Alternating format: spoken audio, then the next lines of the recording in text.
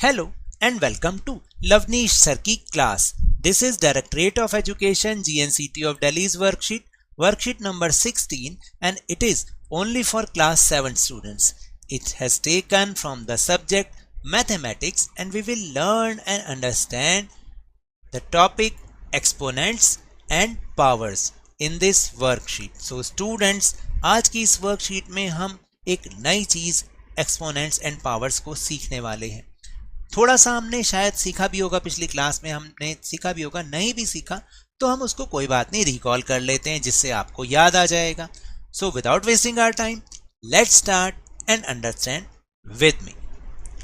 Let's recall 16 के अगर हमें फैक्टर्स करने हैं, क्या करने हैं, हमें फैक्टर्स करने हैं.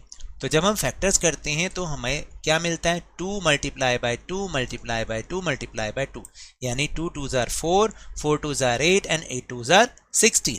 अब 2 को हमने 4 टाइम्स क्या किया, मल्टीप्लाई किया, तो हम इसको 2 रेज टू द पावर 4 कह सकते हैं, यानी 2 की पावर 4. और इसको हम बोलते कैसे, 2 raise to the power of 4. क्या बोलेंगे, 2 raise to the power of 4.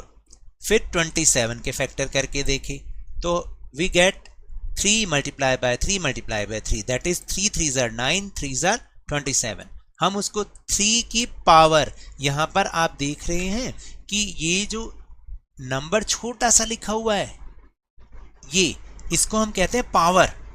कि 3 को 3 टाइम्स किया तो 3 की पावर 3 हो गई. और आगे जैसे पढ़ते कैसे, इसको बोलेंगे 3 raise to the power of 3.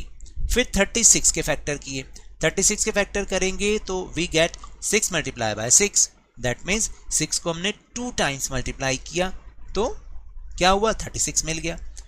हम क्या बोलेंगे, 6 की पावर 2 या 6 raise to the power of 2. ऐसे ही बोलना, कैसे बोलोगे, 6 raise to the power of 2. Yes. Did you notice factors of these numbers are only one number multiplied by itself, multiple time to get that number. यानी कहने का मतलब ये है कि आपने कुछ नोटिस किया होगा कि जो उसके फैक्टर है ना, वो सेम नंबर है. जो भी फैक्टर्स हैं वो सेम नंबर है, और जब हम उनको कुछ टाइम तक मल्टीप्लाई करते हैं then we get this numbers. ठीक है. अब exponents are used to read, understand and compare large numbers. यानी जो बड़े से बड़े नंबर्स होते हैं ना, जब हमें उनको लिखना होता है, वैसे तो हम उनको नहीं लिख पाते, तो हम उनको पावर के रूप में करके दिखा देते हैं, एज अ पावर के फॉर्म में दिखा देते हैं. जैसे फॉर एग्जांपल कोई नंबर ए है, if the number is a, और हम उसको हमें पता नहीं, हम उसको मल्टीप्लाई करते जा रहे हैं, तो हम उसको कैसे दिखाएं भाई, एक पेज पे, एक रजिस्टर के बड़े पेज पे नहीं दिखा सकते, तो हम बोल देते हैं a की पावर n, यानी a को हमने n टाइम्स तक मल्टीप्लाई करना है.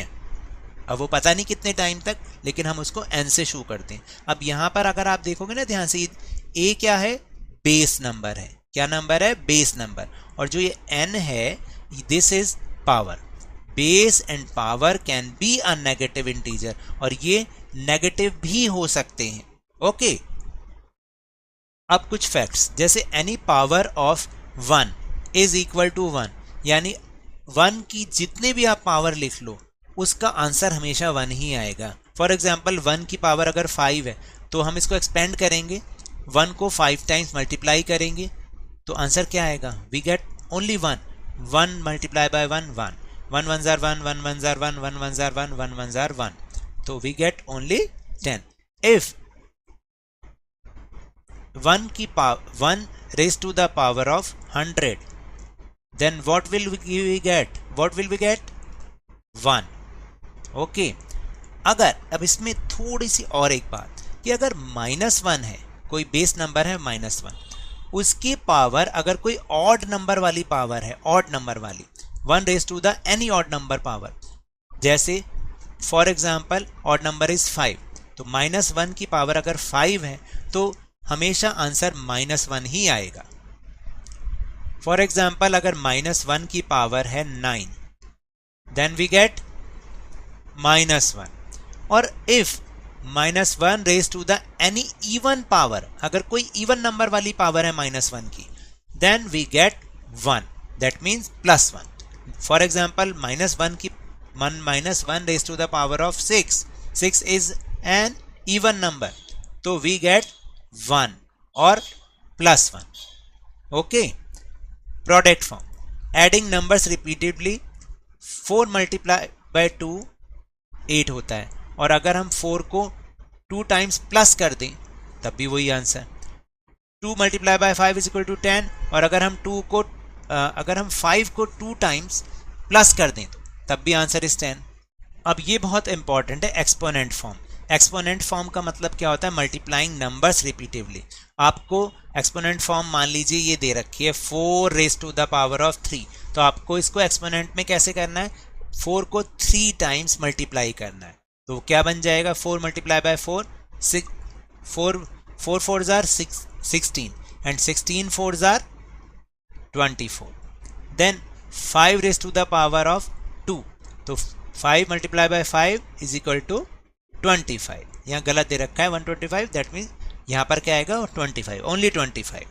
अब इसके बाद take 4 rectangular sheets of equal size. आपको क्या करना है? 4 रेक्टेंगुलर साइज इक्वल साइज की शीट्स लेनी है. One rectangular sheet represents base 2, यानी एक रेक्टेंगुलर शीट 2 नंबर को शो करती है.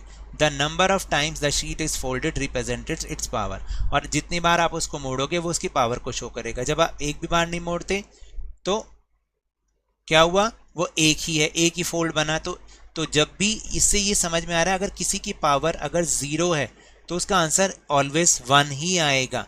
अगर मैं यहाँ पर 5 रेज टू द पावर 0 करूँ तब भी आंसर 1 ही आएगा. ठीक है. फिर 2 की पावर अगर 1 है तो इसका मतलब हमने उसके 2 फोल्ड्स कर दिए. वो 1 फोल्ड करके इसके 2 पार्ट्स बन गए. 2 को 2 टाइम्स किया तो 4 बन गए, और 2 को 3 टाइम्स किया तो 8 बन गए. Now will move on this table, जो कि बहुत इंपॉर्टेंट है. देखिए, अब यहाँ पर आपको फॉर एग्जाम्पल क्या दे रखा है? 1 is done for you, 1 raise to the power of 2. अब इसमें बेस नंबर क्या हुआ? ऊपर मैंने समझा रखा था, base is 1 and the power is 2. अब इसको आप एक्सपेंडेड फॉर्म में लिखोगे, दैट मीन्स 1 को 2 टाइम्स मल्टीप्लाई करना है. तो लेकिन आंसर क्या आएगा? ऑलवेज 1 ही आएगा. अब अगर ऊपर जैसे हमने किया था उसको याद करो, -1 की पावर है 3, -1 raise to the power of 3. पहले तो बेस नंबर बताओ कितना है? बेस नंबर इज -1 और पावर इज 3. एक्सपेंडेड फॉर्म क्या होगी? -1 को 3 टाइम्स मल्टीप्लाई करना है. जब मैंने बोला था कि अगर -1 की ऑड पावर होती है तो वी गेट -1, करके भी देखने की जरूरत नहीं. Then 7 raise to the power of 3, base number is 7 and the power is 3. Expanded form क्या होगी? 7 multiply by 7 multiply by 7. 7 7s are 47 and 47 7s are 343. फिर -4 raise to the power of 4, तो base number is -4, power is 4. Expanded form क्या होगी? 4 times 4 -4 को multiply करना है इस तरीके से. Then we get what is the answer? बताइए. 4 4s are 16, 16 4s are 60, 4 4s are 16, 16 4s are 64 and 64 4s are 256. But we get positive plus 256. Now we'll move on practice. But before we'll do practice question, try these questions. 3 raised to the power 0, क्या समझाया था? Answer is always 1. 343 as product of powers of prime factor. तो देखो 343 के जब आप factor करोगे ना तो वो क्या आएंगे? ये सीधा का सीधा 7 से ही जाता है. 49 7s are, 7 7s are 49 and 1 7s are 7. तो क्या आया? 7 मल्टीप्लाई बाय 7 मल्टीप्लाई बाय 7, और इसको हम दिखा सकते हैं 7 raise to the power of 3. Third question is are they all same? a square b square b square a square and b a square? No, they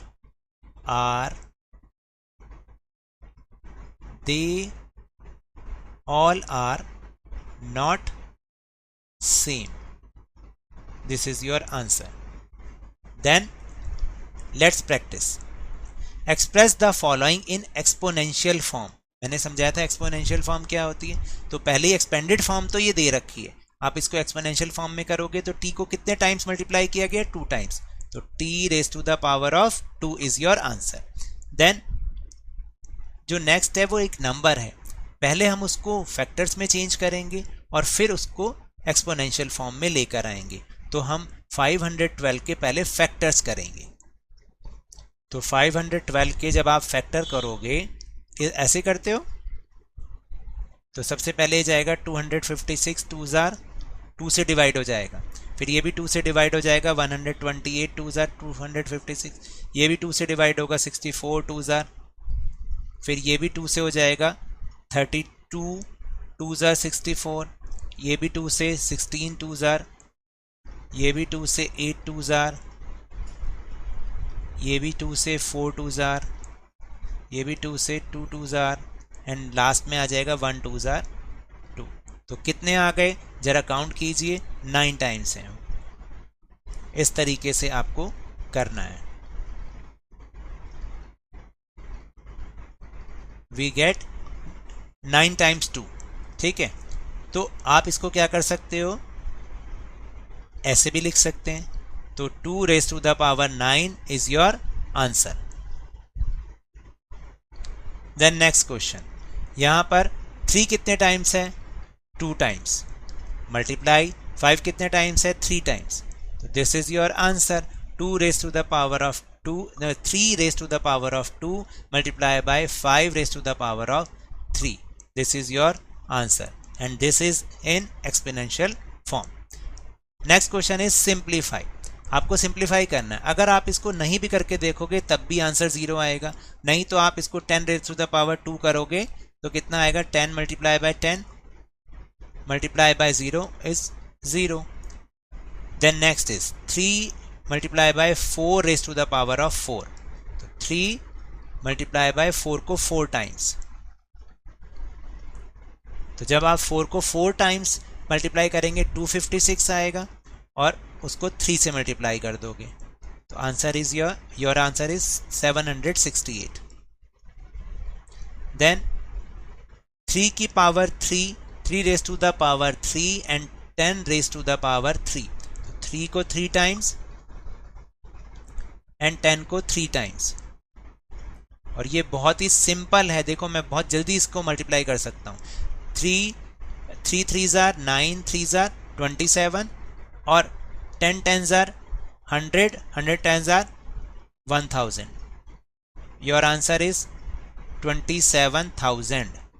this is your answer, है ना मजेदार। And next is 4 multiply by 5 multiply by 5, क्योंकि 5 raise to the power of 2 है, तो 4 5 जार 20, 25 जार 100। This is your answer. Next question is identify the greater number wherever possible in each of the following। अब आपको बताना है कि इन दोनों में से ग्रेटर नंबर कौन सा है, 5 raise to the power of 2 और 2 raise to the power of 5।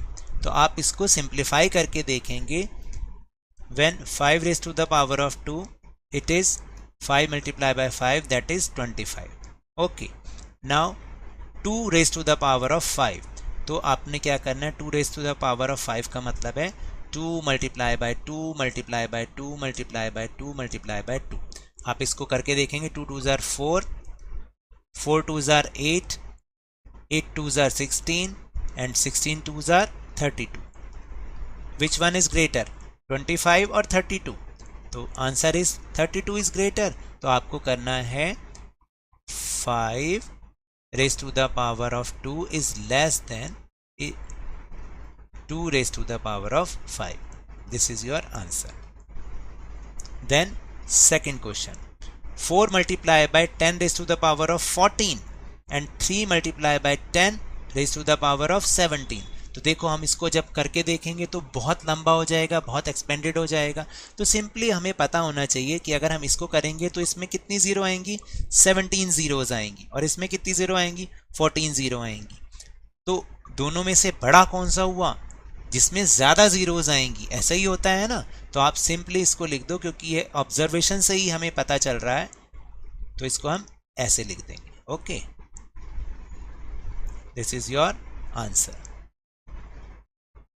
तो अब टेलीग्राम ऐप पर भी हमने अपना चैनल लवनीश सर की क्लास बनाया है, जिसका लिंक आपको इस वीडियो के डिस्क्रिप्शन बॉक्स में मिल जाएगा। वहां से आप हमारे चैनल के साथ जुड़िए और इस वीडियो का लिंक और आपकी वर्कशीट के जो दूसरे इंपॉर्टेंट लिंक्स हैं वो एक जगह पर ही आपको सब सारे वीडियोस के लिंक मिल जाएंगे, आपको कहीं ढूंढने की ज़रूरत नहीं पड़ेगी। So now that's all for this worksheet. अगर मेरे इस तरह समझाने से अब आपको समझ में आने लगा है तो इस चैनल और वीडियो को लाइक कीजिए, शेयर कीजिए और अगर नए हैं ना तो सब्सक्राइब भी कीजिए।